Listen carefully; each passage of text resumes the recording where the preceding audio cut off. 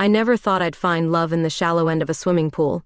But there I was, 34 years old, a respected horse racing commentator who couldn't swim to save her life. The irony wasn't lost on me. Lana Reed, the voice of Richmond Downs, terrified of water. "Keep your head above water, Ms. Reed," the instructor called out.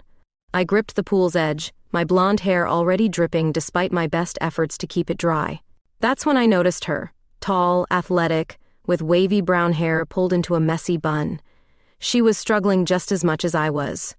"Damn chlorine," she muttered, wiping her eyes. "I'm better with horses than water." "Horses?" I couldn't help but ask. "I'm in the racing industry too." "Stella Mitchell," she said, offering a dripping hand. "I train at Richmond Downs. The new miracle worker everyone's talking about?" I tried to sound professional while doggy paddling pathetically. "I've commented on some of your winners. We ended up being the worst students in class, but the best at making excuses." After the lesson, we found ourselves at the coffee shop across the street, still damp and laughing about our shared aquaphobia. "I can handle 1,000-pound thoroughbreds," Stella said, "but put me in 3 feet of water and I'm helpless." Her blue eyes sparkled when she laughed, and I caught myself staring longer than I should. There was something magnetic about her confidence, even in vulnerability. Our coffee date, was it a date? Got cut short by my phone buzzing. The track manager needed me back at the commentary booth. When I arrived, there was a brown paper package on my desk. No return address, just my name in typed letters. Inside, I found a stack of old racing photographs, yellowed with age. They showed Richmond Downs in its glory days, but something felt off about them. In one photo, a jockey's face was circled in red ink. On the back, someone had written, "Some victories deserve a closer look." I spread the photos across my desk, that uneasy feeling growing in my stomach. One image caught my eye, a horse crossing the finish line in 1985, but the shadow it cast didn't match its position. Before I could examine it closer, my phone buzzed again. A text from Stella. "Same time next week, fellow water warrior?" I smiled, typing yes, while trying to ignore how my heart skipped. But as I glanced back at the mysterious photos, I couldn't shake the feeling that I'd just stepped into something much deeper than the pool's shallow end. That night, I dreamed of murky water and finish lines that kept moving. But mostly, I dreamed of blue eyes and a laugh that made me forget I was afraid of drowning. The photos haunted me all week. Between race calls, I found myself studying them obsessively. The 1985 race stood out. Something about the winning horse's markings didn't match the stable records. I'd seen enough photo finishes to know when something wasn't right. "You look like you've seen a ghost," Stella said at our next swimming lesson. She'd switched to a navy swimsuit that made her eyes look even bluer. I tried not to stare. "Can I show you something?" I asked after class.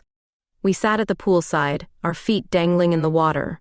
I pulled out the photos, watching her expression change as she examined them. "This jockey?" She pointed to the circled face. "That's old Jack Murphy. He disappeared after this race. Everyone assumed he'd just retired." Her hand brushed mine as she reached for another photo. That simple touch sent warmth through my entire body, despite the cool water at our feet. "Look at this horse's blaze," she continued, professional mode engaged. "It's slightly different in the winner's circle photo, almost like it's not the same horse," I finished. Our eyes met, and for a moment, neither of us spoke. We moved our investigation to her office at the stables. The space smelled of leather and hay, with ribbons and trophies lining the walls. Stella pulled out old racing records, her fingers tracing down yellowed pages. "Here," she said, leaning close.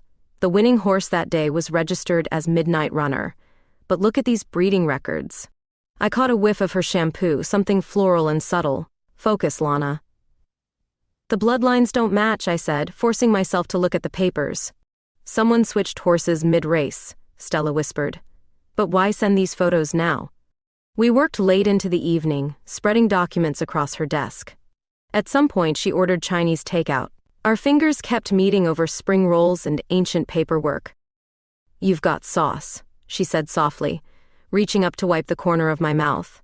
Her touch lingered a second too long to be casual. The stable creaked around us, and somewhere a horse whinnied. Through the window, the setting sun painted everything gold. Stella looked beautiful in that light, her hair falling loose from its bun. "We should practice our swimming strokes," I said, breaking the moment. Since we're both still terrible. She laughed, but her eyes stayed serious.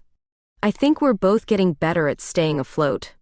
On my drive home, I couldn't stop thinking about her touch, her laugh, the way she'd looked in that golden hour light. But when I arrived at my apartment, another package waited at my door. Inside, more photos, this time with a note, "Keep digging and you'll both drown." I sat on my couch, photos scattered around me, torn between the thrill of unraveling this mystery and the fear of what we might find. But mostly, I thought about Stella, and how I was already in too deep to stop now, in more ways than one. That night, I dreamed of horse races where the finish line kept moving, of deep water that wasn't scary anymore because she was there, holding my hand as we swam. The threatening note made my skin crawl, but I couldn't tell if I was more unsettled by that or by how much I wanted to see Stella again. My answer came the next morning at the pool, when I opened my locker. "Stay away from old races," the note read, typed on the same paper as before. My hands shook as I pulled out my swimming gear. "Everything okay?" Stella appeared behind me, her presence instantly calming. "You look pale." I showed her the note, her face hardened, those blue eyes turning stormy. "Someone's following you," she said, stepping closer. "This isn't just about old photos anymore."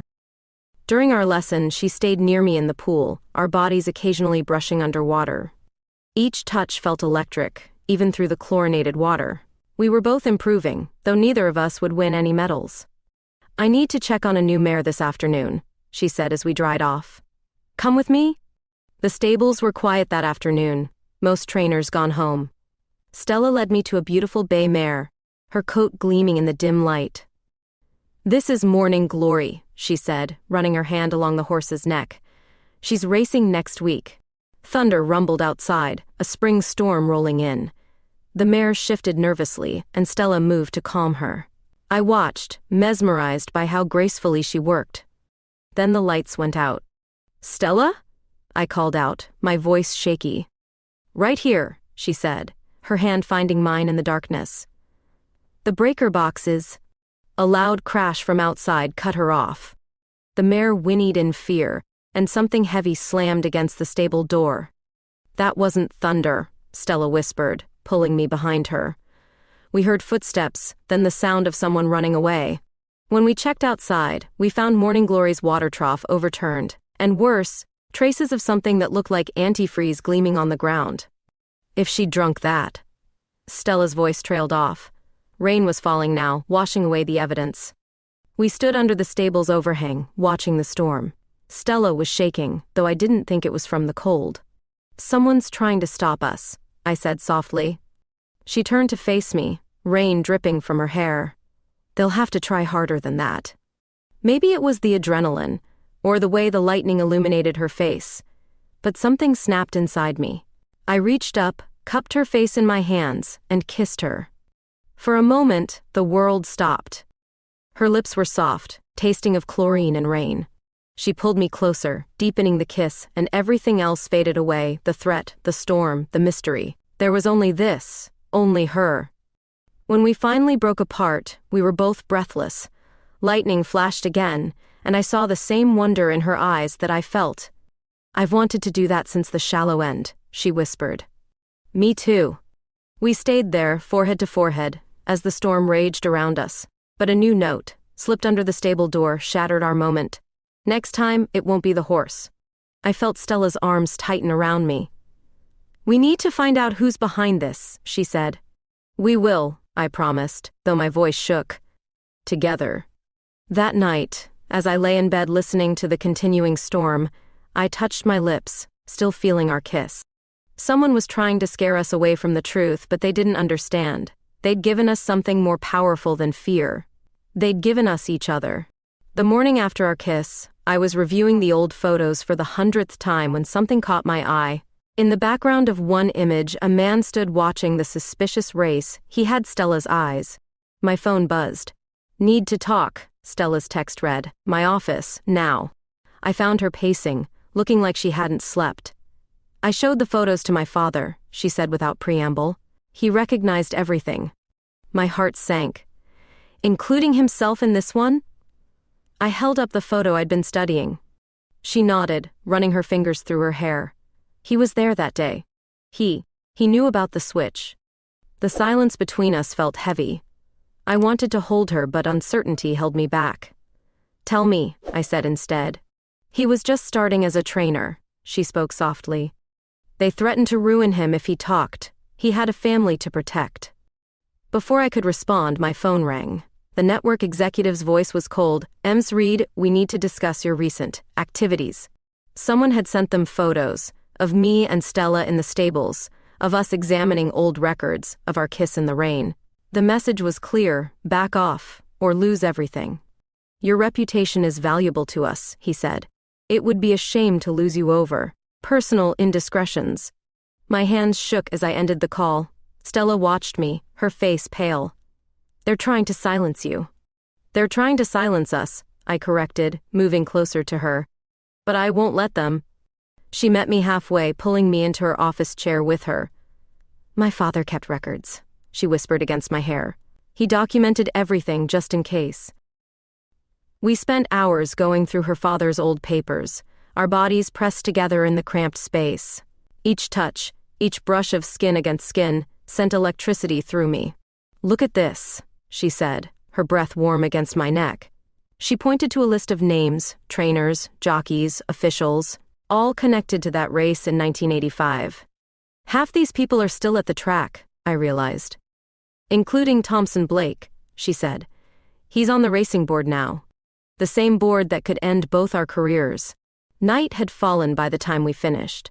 The stable was quiet except for the occasional soft nicker of horses. Stella's office felt like our own private world. "Stay," she whispered, her fingers tracing my jawline. "Please." I knew we should focus on the investigation, on the threats, on saving our careers. But when she kissed me, slow and deep, nothing else mattered. Later, tangled together on the small couch in her office, we talked about everything and nothing. About horses and swimming lessons, about fears and dreams, about the truth we were uncovering. "Whatever happens," she said, tracing patterns on my arm, "we face it together." A noise outside startled us, footsteps, then silence. By the time we reached the door, whoever it was had gone. But they'd left their message. The photos and documents we'd been reviewing were scattered across the floor, some torn, others marked with red X's. I felt Stella's hand slip into mine. "They're getting desperate," she said. "Good," I replied, squeezing her hand. "Desperate people make mistakes." That night, driving home, I couldn't stop thinking about how perfectly we fit together, how right it felt. But I also couldn't shake the feeling that we were running out of time. Someone wanted to bury this story, and us with it. But they didn't understand. Some stories refuse to stay buried, and some connections can't be broken. We were both. The morning started with chaos at the stables. I was in the commentary booth when Stella called, her voice tight with panic. "It's Storm Chaser," she said. "He's sick, really sick." I found her in the stable, kneeling beside her prize stallion. Storm Chaser lay on his side, breathing heavily. The vet was already there, drawing blood samples. "Someone got to him," Stella whispered when I reached her. "He was fine last night." The vet confirmed our fears, signs of poisoning. Not enough to kill, but enough to ensure he wouldn't race in the upcoming Derby qualifier. Someone knew exactly what they were doing. "First morning glory's water, now this," I said, watching Stella stroke the horse's neck. "They're escalating." We spent the morning with Storm Chaser, Stella monitoring his every breath while I made calls, canceling my commentary assignments. The network could wait. "Swimming lesson in an hour," I reminded her gently. "You need a break." She hesitated, but the stable hands promised to watch Storm Chaser. At the pool, the water felt different, like a sanctuary. We moved through our exercises, and I noticed how much stronger we'd both become. "Remember our first lesson?" Stella asked, floating beside me. I could barely put my face in the water. "Now look at us," I smiled, watching her glide smoothly across the pool. "Regular mermaids?" She caught my hand underwater, pulling me closer. "You make me brave," she whispered. The moment shattered when my phone buzzed poolside, another threatening text. "Horses aren't the only things that can be poisoned." Stella read it over my shoulder, her body tensing. "We need to end this." That night, we returned to the stables for a final check on Storm Chaser. The horse was improving, but Stella insisted on staying late. I couldn't leave her alone. Rain started again, drumming on the stable roof. We sat in Storm Chaser's stall, shoulders touching, listening to his steady breathing. "My father wants to come clean," she said suddenly. "About everything." I turned to face her, seeing the worry in her eyes. "That could change everything." "I know." She leaned in, her lips finding mine in the dim light. This kiss was different, desperate, needy, full of unspoken fears. We broke apart at the sound of footsteps, but it was just the night watchman doing his rounds. Still, it reminded us we weren't safe here. "Stay at my place tonight," I said, surprising myself with my boldness. "Please." The drive to my apartment was silent, charged with anticipation. Inside, Stella looked around curiously. It was her first time here. "It's very you," she said, smiling at my collection of racing memorabilia. I wanted to respond, but she was already pulling me close, her kisses growing more intense. We barely made it to the bedroom. Later, tangled in sheets and moonlight, she traced the freckles on my shoulder. "I've never felt like this," she admitted softly. "Me neither." I pulled her closer, breathing in her scent. My phone buzzed on the nightstand, another anonymous message, but this time, it wasn't just threats. It was a video of Stella's father from 1985, clearly showing his involvement in the scandal. "They're going to release it," Stella said, her voice breaking. I held her tighter. "Let them. We have something they don't." "What's that?" "The whole truth. And each other."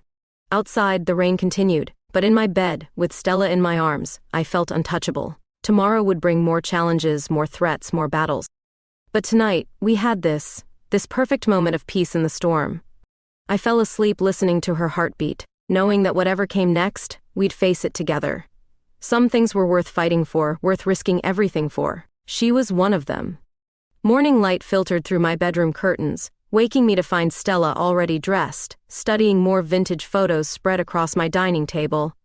"Look at this," she said, pointing to a detail I'd missed before. "The timer in these finish line photos, the timestamps don't match the official race records." Before I could respond, my phone lit up with a news alert. Someone had leaked photos of the 1985 race to the Richmond Times. The story was breaking, but they'd only revealed half-truths. "They're controlling the narrative," I said, scrolling through the article, making it look like a minor timing discrepancy instead of a full horse switch. Stella's phone rang, her father. "They're threatening to release the video," she said after hanging up. "Dad's terrified." We spent the morning gathering everything we had, photos, documents, timestamps. The pieces were there, but something was still missing. "We need the original race footage," I said. "The track must have archives." "In the old office building," Stella nodded. "Behind the grandstand." We waited until afternoon, when most staff would be focused on the day's races. The archive room was dusty, filled with boxes of old VHS tapes and film reels. "Here," Stella called out. 1985, summer season." A noise in the hallway made us freeze. Footsteps approached, then passed. We both released held breaths. "Got it," she said, pulling out a real canister. The sound of a key in the lock made us spin around. The door opened, revealing Thompson Blake himself. "Ladies," he said smoothly, "doing some historical research?" 2 security guards appeared behind him.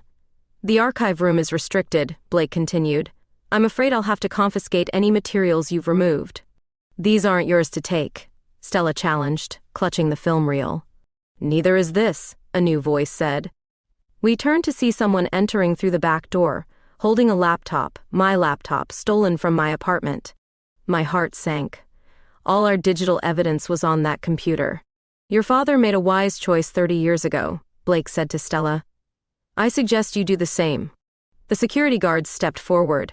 In the chaos that followed, the film reel slipped from Stella's hands, clattering across the floor. One guard grabbed me while the other reached for Stella.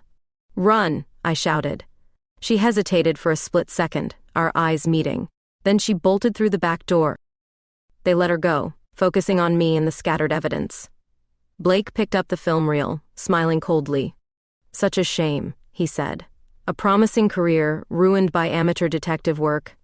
They escorted me out, but not before I saw them gathering everything we'd collected. Hours of work, gone in minutes. I found Stella waiting in my car, her face streaked with tears and fury. "They took everything," she said. "Not everything." I pulled out my phone, showing her the photos I'd managed to take of the film reel's label and serial number. "We know it exists now, and we know exactly who's trying to hide it." She leaned across the seat and kissed me hard. "You're brilliant," she whispered against my lips. "We need somewhere safe to regroup," I said. "They've already broken into my apartment." "I know a place," she replied. "But first, we need to talk to my father again. It's time he told us everything." As we drove away from the track, I caught Blake watching us in my rearview mirror. He thought he'd won, thought he'd scared us off. But he didn't understand what he was dealing with. This wasn't just about exposing a scandal anymore. This was about us, about protecting what we'd found together, about fighting for the truth we both believed in. And we were just getting started. Stella's father lived in a small house on the outskirts of Richmond, surrounded by empty paddocks. He opened the door before we could knock, looking older than his years. "I saw the news," he said, ushering us inside. "They're going to release everything." "Then beat them to it," Stella replied, her voice firm. "Tell us the truth, Dad, all of it." We sat in his living room, surrounded by faded photos of horses and long-ago victories. He poured himself a drink with shaking hands. "It wasn't just the one race," he began. "They had a system. Switch out horses that looked similar enough to pass inspection. The timestamps, the photos, all doctored." "Who's they?" I asked, recording everything on my phone. Blake was just a junior steward then. But he organized it all, made everyone involved feel special, chosen, until they were too deep to back out. Stella reached for my hand as her father continued. "The real money came from betting. They knew which horses would win because they controlled everything." "And Jack Murphy?" I prompted. "The jockey who disappeared?" His face darkened. "Jack threatened to expose them. Then his body was found in the river. They called it an accident." Stella's grip tightened on my hand. "Why didn't you say something?" "They showed me photos of you, sweetheart, at school, at home. Said accidents could happen to anyone." My phone buzzed, the network executive. "Ms. Reed, your suspension is effective immediately, pending investigation." Stella read the message over my shoulder, her jaw tightening. "They can't silence us all." Her father stood suddenly, disappearing into his study. He returned with a thick envelope. "I kept records," he said. "Dates, names, amounts, insurance in case they ever came after my family. Now they're coming after both of you." We spent hours going through the documents. Bank statements showing suspicious transfers, letters threatening various people involved, photos of secret meetings. "This is enough to bring them down," I said. "It's enough to get someone killed," Stella's father corrected. Night had fallen by the time we left, the envelope heavy in my bag. In the car, Stella was quiet. "You okay?" I asked, reaching for her hand. "He kept this secret for so long," she said. "Lived with this fear. And now we end it," I finished. We drove to her apartment, knowing mine wasn't safe. Inside, she pulled me close, her kiss desperate and needy.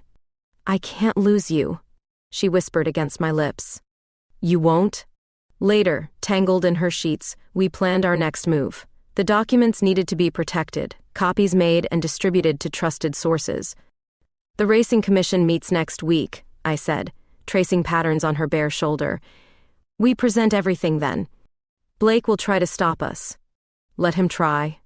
My phone lit up with another message, a photo of us leaving her father's house, followed by a simple text. "Last chance." Stella read it and pulled me closer. "They're watching us." "Good," I replied, kissing her softly.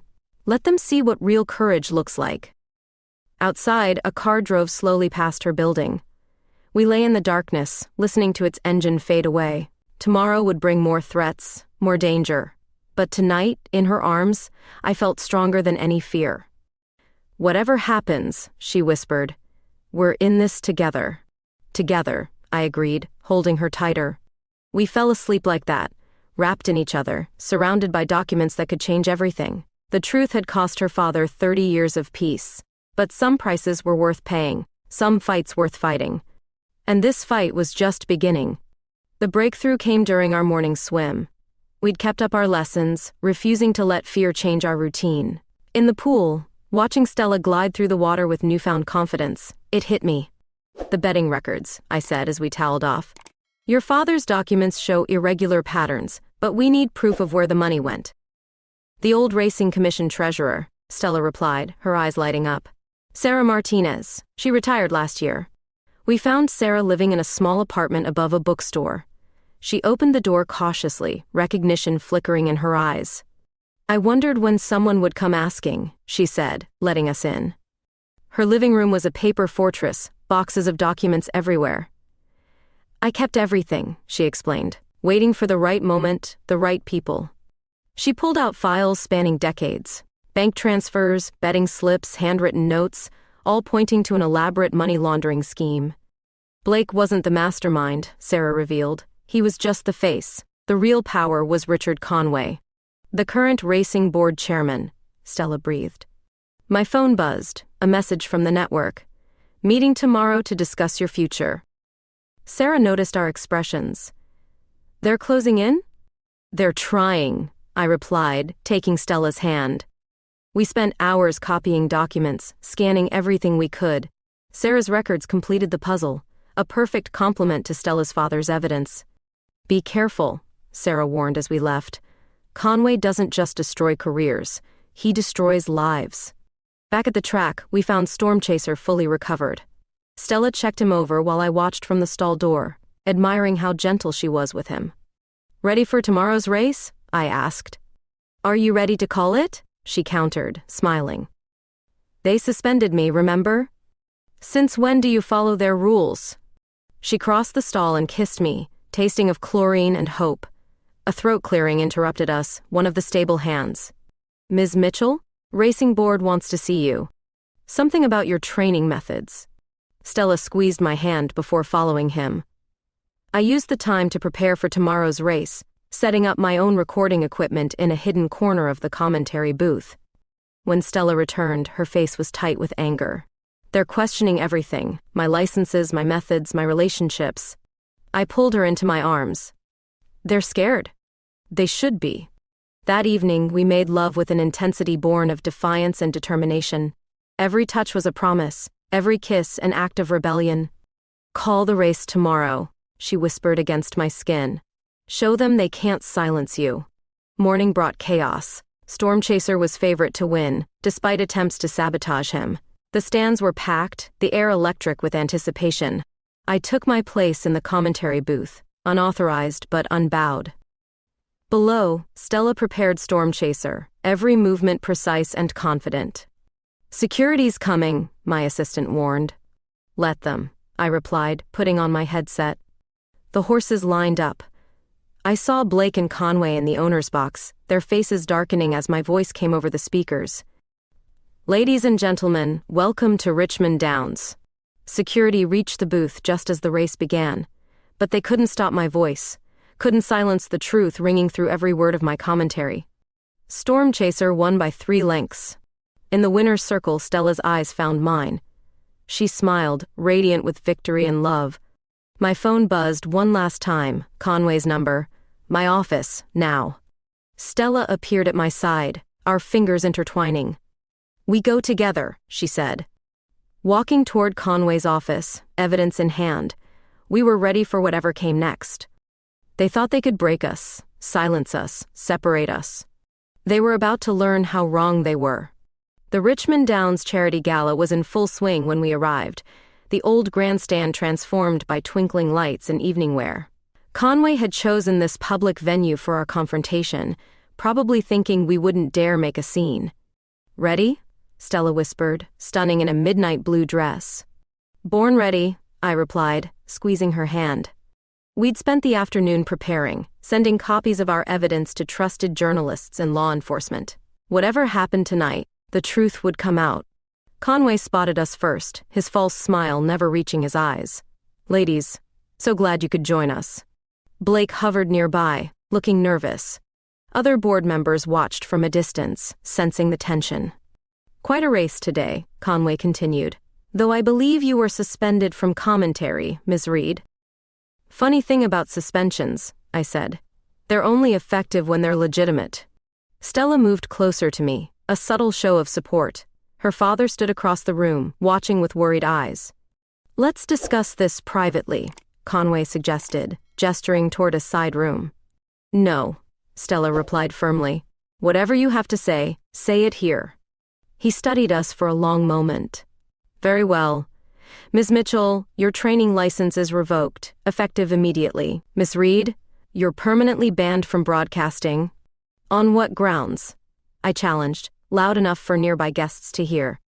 "Unprofessional conduct. Interference with track operations. Take your pick." I pulled out my phone, playing a recording from Sarah Martinez detailing years of corruption. Conway's face darkened. "You've been busy," he said quietly. "We have evidence of everything," Stella added. "The switched horses, the betting fraud, Jack Murphy's death." Blake stepped forward, panic in his eyes. "Richard, maybe we should." "Quiet," Conway snapped. More people were watching now. I saw several phones recording the confrontation. 30 years of corruption, I said clearly. How many lives ruined, how many careers destroyed? "You have no idea what you're dealing with," Conway threatened. "Actually, we do." Stella nodded toward the entrance, where federal agents were now appearing. What happened next was chaos. Conway tried to run but didn't make it far. Blake broke down immediately, offering to cooperate. Board members scattered like startled horses. In the midst of it all, Stella pulled me close and kissed me, right there in front of everyone. Cameras flashed, capturing the moment. "That's going to make headlines." I laughed against her lips. "Good," she smiled. "No more hiding." Later, after giving our statements, we stood on the grandstand balcony. Below us, agents were leading Conway and Blake away in handcuffs. "Your father's testimony helped seal it," I told Stella, watching her watch the scene below. 30 years of guilt, she said softly. Finally over. My phone buzzed with messages from journalists wanting comments. Our relationship was now public knowledge, splashed across social media alongside the corruption scandal.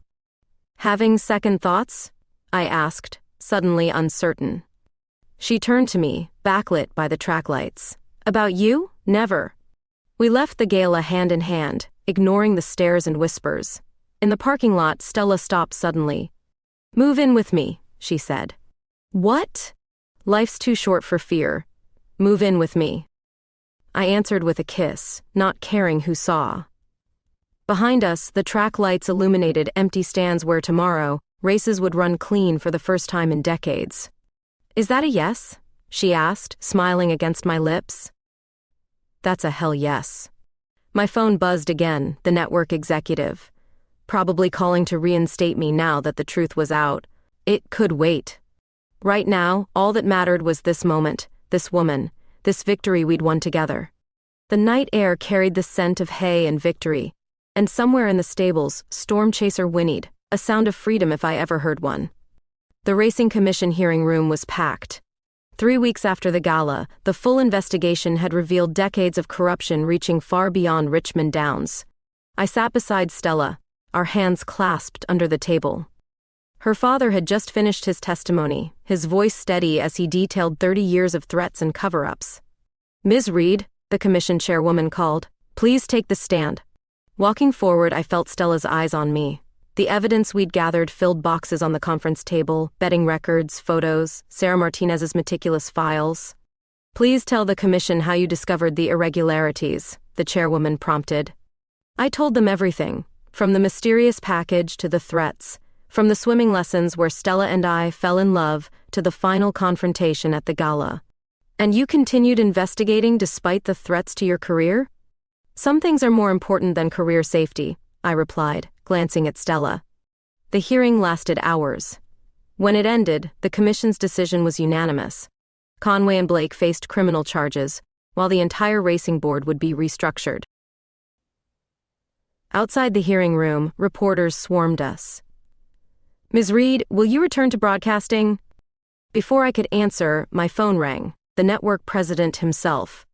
"We'd like to offer you a promotion," he said. "Head racing commentator for the entire Eastern Seaboard circuit."